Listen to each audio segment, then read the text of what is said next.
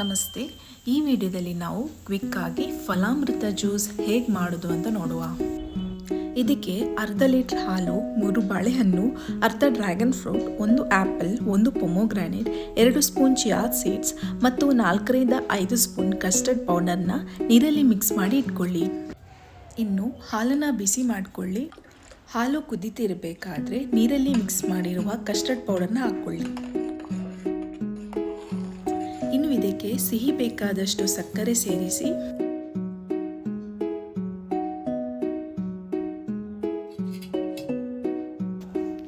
ಕೊನೆಗೆ ಕಟ್ ಮಾಡಿರುವ ಫ್ರೂಟ್ಸಿಗೆ ಹಾಲನ್ನು ಹಾಕಿ ಚಿಯಾ ಸೀಡ್ಸನ್ನು ಸೇರಿಸಿ ಮಿಕ್ಸ್ ಮಾಡಿದರೆ ಫಲಾಮೃತ ಜ್ಯೂಸ್ ರೆಡಿ.